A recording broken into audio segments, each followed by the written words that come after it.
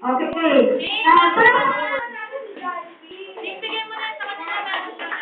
Bigyan mo na sa kanila. Okay, so pinag lahat ng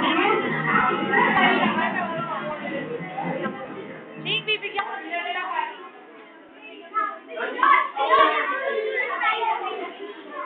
Kay, dito na kayo. Kay, Nicole.